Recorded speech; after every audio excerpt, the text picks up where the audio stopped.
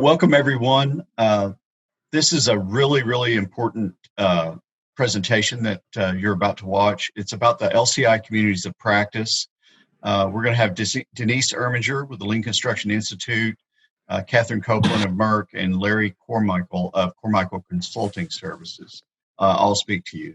Denise? Good afternoon, and welcome to the 22nd LCI Congress. Thank you for your interest in learning more about LCI Communities of Practice. My name is Denise Erminger. In my role with LCI, I serve as Manager of Communities of Practice Relations, where I have the privilege to regularly interact with our Communities of Practice leaders and their core groups. Community of Practice, commonly known as a COP, is defined as groups of people who share a concern or a passion for something they do and learn how to do it better through interacting regularly. LCI COPs are nationally supported and serve as a resource for launching or advancing your lean journey by providing a meeting ground to connect, learn, and explore a better way to deliver projects. COPs are guided by core groups made up of various leader roles and contributing members. Each is organized with a leader, a vice leader, and events leader at minimum. The success of a COP is very much dependent on the strength and enthusiasm of the volunteers who help to foster its growth. When there is unity among core group members, they naturally support one another in the best interests of advancing the COP and support the local building industry in transforming its practices and culture. Currently, LCI has 31 COPs located around the United States, varying in size. We are excited to have welcomed the Milwaukee COP to the organization in September of 2019, along with the Mid-Atlantic, Northern Ohio, and St. Louis COPs in January of this year. Many of our COPs offer at least monthly events consisting of Lean Coffees, Lean Learning Series, LCI education courses, and general events. A Lean Coffee is a structured but agendaless meeting. Participants gather, democratically build an agenda, and begin exploring. LCI Lean Learning Series is a facilitated discussion-oriented event focused on specific Lean subject matter like what is Lean, exploring the 8 wastes, and last planner system, just to name a few. LCI education courses are branded trainings, many of which were previously only available annually at Congress and are now offered at many COPs throughout the organization, with content being delivered by LCI-approved instructors. And general events are project presentations, Gemba walks, and other topics of interest as they relate to various Lean principles, methods, and tools. COP events are posted on LCI's website event calendar, accessed by clicking on the Events tab. When you registered for Congress, you were asked to indicate your preferred COP, which will add you to that COP's distribution list for future event information. You can update your My LCI account at any time. Anyone interested in learning about Lean and engaging with other Lean practitioners are encouraged to participate at local events. There is absolutely no experience required. Come with an open mind, ready to learn and share. Since many COPs are now offering virtual events, it's easy to participate. In a moment, you will hear about 2 of our COPs, the Carolinas and Greater Des Moines. Each has its own unique flavor, offering a variety of events, but all with a common goal, to provide a space where participants can connect, learn, and explore a better way to deliver projects. You can update your My LCI account at any time to add or change your COP selections. Anyone interested in learning about Lean and engaging with other Lean practitioners are encouraged to participate at local events. There's absolutely no experience required. Come with an open mind, ready to learn and share. If you are enthusiastic about Lean, engage with your local COP. It will support your continued learning long after LCI Congress 2020 has come to a close. A special thanks to Catherine Copeland and Larry Cormichael, whom you will meet in a moment, for sharing each of their COP stories. Also, many thanks to our presentation champion, Brian Winningham. Brian has been extremely instrumental in supporting the LCI COPs and learning how to continue to offer fun and engaging events by introducing us to new technologies to support virtual delivery and incorporating impromptu networking to support deeper connections, even though we are not physically together for now. Thank you so much for joining us today. And now it is my pleasure to introduce to you Catherine Copeland, who is the leader of the LCI Carolinas Community of Practice. Thank you, Denise. My name is Catherine Copeland. I'm here to tell you a little bit about the Carolina Community of Practice. I've been a member of the Carolina Community of Practice since about 2013, but I've been involved with LCI and on my own personal lean journey since about 1998. So the Carolina Community of Practice was established in 2009, coming out of the Congress in Boulder, Colorado.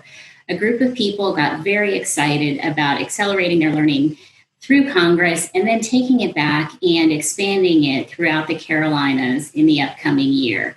So they established the Carolina Community of Practice, which is focused right now primarily in North Carolina.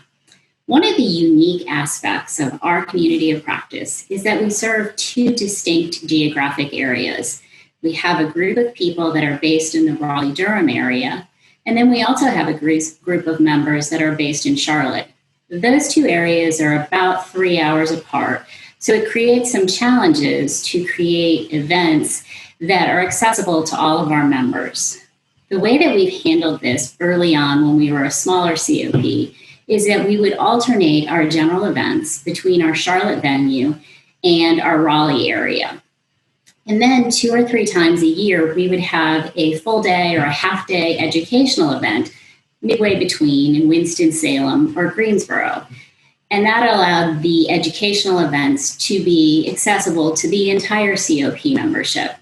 Over the last couple of years, with the inclusion of lean coffees, we've been able to grow our membership such that we've really divided into 2 smaller sister COPs that support each area almost independently. Each area has lean coffees specific to their area, and they also have general events. But we've still managed to leverage the power of the entire COP by having educational events that sit in between the 2 areas 2 or 3 times a year. Recently, we've started to see some growth and interest down in South Carolina. So our hope is over the next 2 years to start to expand into the Greenville area of South Carolina and add a 3rd sister COP. So if anyone out there is interested in South Carolina or even North Carolina, please feel free to reach out to us and get involved with this COP. So now I'd like to tell you a little bit about the amazing leadership we have in our COP.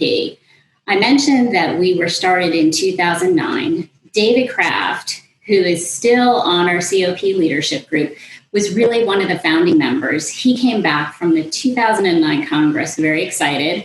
And so he started to reach out to other people in the area that were very excited about lean and trying to do their own lean journey. One of the people he talked to was Al Schwarzkopf with Merck, who is based in the Raleigh-Durham area. Another member was Tim Ledgerwood, who was with Carolina Healthcare, now Atrium Health, down in Charlotte. And so those are 2 of our core owner members on the COP. And it's really important to have owner members as part of your COP for 2 reasons. First, they start to drive attendance at your events. People are interested to see what owners are doing in the area, so they come to learn about what's happening. And then as an owner going to the events, you learn about what's happening with lean on other projects in your area. So you can take that learning, bring it back to your organization, and accelerate the growth of lean within your organization. And we also received academic support from Min Liu at NC State, who is still part of the COP to this day. The other group that we reached out to was the County of Mecklenburg. They're no longer with our COP, but they were doing some innovative things with doing virtual model review and doing code review through the model rather than with drawings. So they were an exciting part of our COP leadership. Our COP leadership group has continued to grow, and with that growth has been diversity. So we have many of the local general contractors, DPR, Turner, and J.E. Dunn represented on the COP. We're also fortunate to have designers and trade partners. And it's really important to have that diversity on your COP leadership group because it brings different viewpoints and it helps ensure that the educational programs you're putting out there are going to appeal to all of the people involved in your community. So I mentioned that we had a lot of growth in the last couple of years, and a lot of that has been because of the lean coffees. The lean coffees are great for a number of reasons. First, they really focus on what's important to your community. So when you have a lean coffee, the discussions revolve around what people in your community are interested in related to lean. If you have a younger community, some of the lean coffees will just focus on what is lean and what does it mean to the projects. And if you have an older group, you might be into more advanced on how you can execute prefabrication effectively within your area. The other thing is lean coffees are really easy to put together. So keep in mind the COP leadership is all volunteers. So when you can do events that don't take a lot of effort on the part of your COP leadership, you're more likely to be able to execute those consistently. So we really like the COPs because we usually have 2 COP members commit to doing the lean coffees. And then if one has to back out at the last minute, we still have somebody who can facilitate on their own, which is fantastic. The other thing that's really important is, and that has grown within our COP, are the educational events. So early on in our COP, we had a tough time doing educational events because we only had a few people involved with the COP who could do training on the LCI core curriculum. We're very fortunate now that we have 6 or 7 people on our core group that can train on a lot of the LCI core curriculum. And last year, we had an exciting event where Rebecca Snelling with J.E. Dunn agreed to come in and do mindset of effective big room training with some of our core LCI people. But she did 2 back-to-back events. So we were able to do full day training in both Charlotte and then the following day in Raleigh. So we didn't make any of our community members travel for that. And that was really great. What was nice about those is both events totally sold out. I think we were actually even worried about having too many people in the room. So we're excited to continue that into the upcoming year. The other thing that's really important with the COPs is the planning for them. Every December, our COP gets together and puts together our plan for the upcoming year. So we know what we're going to do and we understand how much effort we're going to have to put into the COP over the year. As I'm sure you can imagine, this year did not turn out the way we planned. But we had a really neat idea that we were trying to implement this year. And that was we were going to leverage our lean coffees and put a theme to those lean coffees and then use the theme of the lean coffees as the jumping off point to the educational event that followed it. So in January, we had a theme for our lean coffee of how to address labor shortage through prefabrication. And that went great. It inspired a lot of conversation. So we planned an educational general event for February 20th, where 3 of our community members were going to talk about how they had used prefabrication to address labor shortages. Now, unfortunately, on February 20th in North Carolina, we had what we refer to as a blizzard. Everywhere else, it's referred to as a little bit of flurries that barely stick on the ground. But unfortunately, we had to cancel the event. So we rescheduled it to March, and I think we all know what happened with that. But because our COP leadership has been together for a long time and worked really well together, the COP leadership was able to pivot very quickly and not give up on our plan for the year, but just redirect a little bit. So what we did is we went virtual. I think we had our first lean coffee in March of 2020. And we were really excited about the lean coffees because with 2 sister COPs, this gives us the opportunity to get those 2 COPs back together and encourage learning between Charlotte and Raleigh. But what we didn't anticipate was that we would get interest in COPs from all around the world. Our first COP virtual lean coffee, we had attendees from Canada and Europe. So it was great to see different viewpoints. The other thing that was fantastic is that there is voting on topics. So we're able to leverage technology and you can see the topics that people put in and how people are voting on those topics in real time.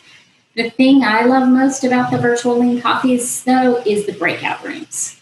Sometimes our lean coffees get pretty big, and it's hard to get your voice heard with that many people in the room. But with the virtual lean coffees, we can send people into breakout rooms with 6 or 7 people, and then you can really discuss the topics in depth, and you get to know the people you're talking to a little bit better. So we've really enjoyed the virtual lean coffees. The last thing I'd like to talk about is the lessons learned. So our COP has been in place for about 11 years, which is probably one of the older COPs, but honestly, I feel like we're very young in our journey. Some of the things that have helped us grow as a COP was, first of all, we had to learn that consistency was much more important than the quantity of events that we put on. So a while ago, we would plan a whole bunch of events, and then because it's a volunteer organization, it would be tough for us to deliver on all those events. Now we set the bar a tiny bit lower, and we just consistently deliver on those events. And that makes it, we're better at our accountability, and we're happier at the end of the year, and we get more out of it. The other thing that's really important is we use LinkedIn for marketing. LinkedIn is a great resource for marketing for COPs. Most of the COPs are using it. And if you are looking for a COP, go on LinkedIn because you'll be able to find information about events of different COPs. I mentioned already that having LCI instructors in your core group is really important. This allows you a lot more flexibility with the educational events that you can put on. If you have a COP and you're struggling to do educational events, reach out to LCI and see who are the instructors in your area and ask them to get involved with your COP because it will give you a lot more flexibility to do more with the COP and increase the learning within your area.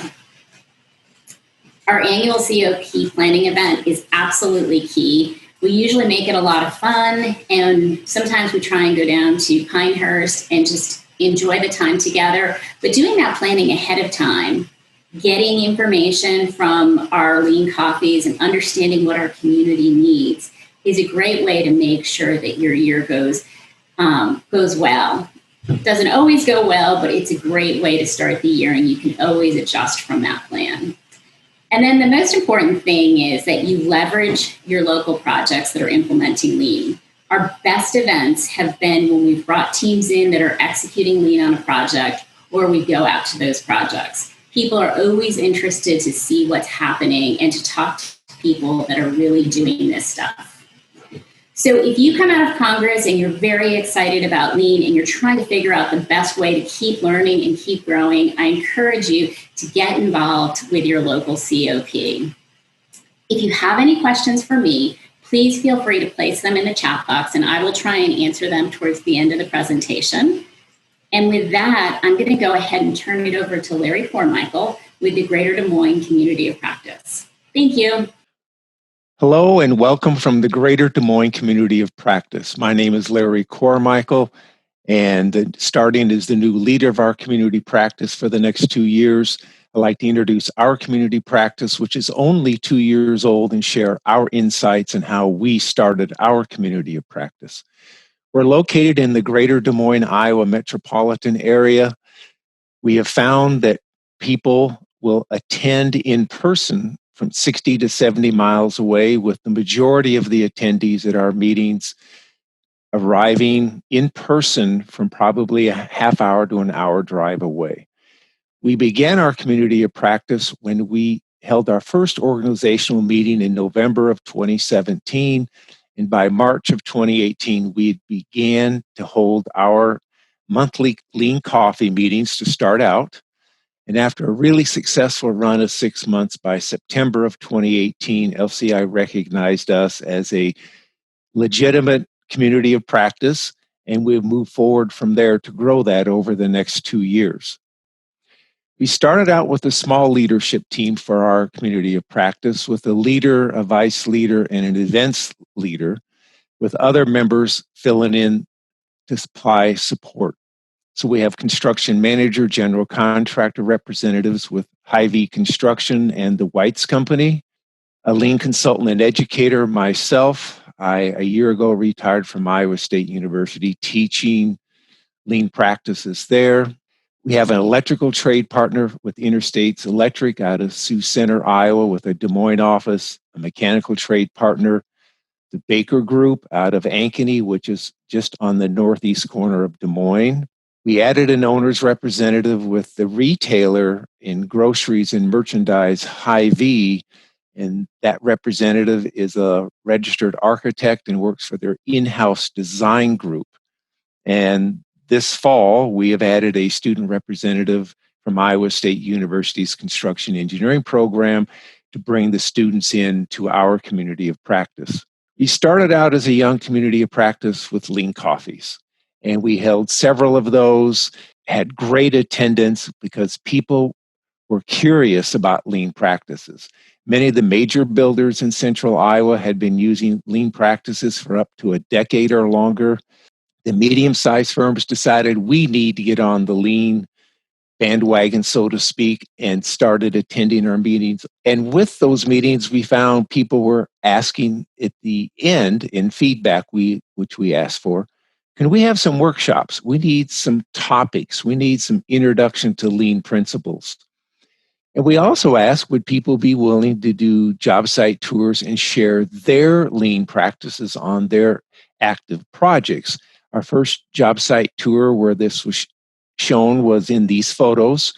And one of our key members let us tour the job site. And of course, it was great when we were able to go visit a live project. In the second year, we had 2 job site tours. So those turned out to be very successful also. But as we moved through the lean coffees and the job site tours, we found people say, well, let's learn more about lean. Well, fortunately, LCI has the Lean Learning Series. I've listed the 6 topics there. And to date, we have presented the first 5. And this fall, we are going to have a virtual A3 thinking meeting. So that would make our 3rd virtual meeting out of the 6 topics. And of course, Zoom has been the platform for us since our meeting in March of this year, 2020. We decided to reserve the save the date of the 2nd Tuesday of every month. And with live meetings, the 7:30 to 8 was the socialize, chat with people, share ideas, get to know one another.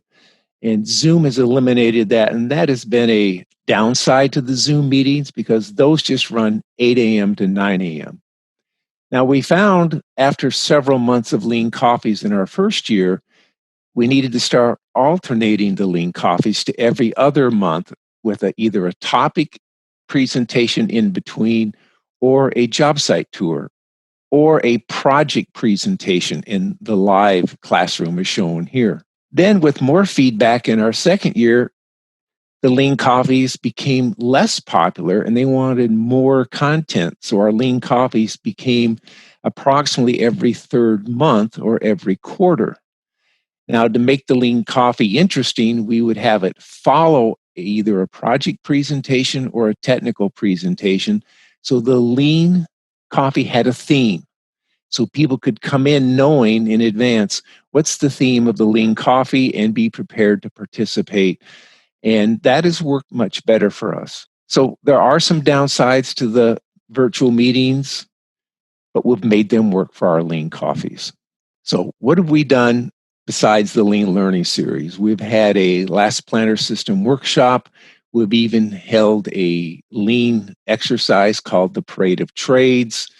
We have had paid presenters twice, one on a book from an author and another from a consultant from the East Coast of the United States on target value design. And yes, we charged a fee to bring the consultant in. And the project presentations have been very successful. So find the lean practitioners in your area, invite them to come in and give a presentation and show us and tell the story of their lean journey, what they've learned, what works for them, and what they've struggled with. Because everyone struggles with lean practices.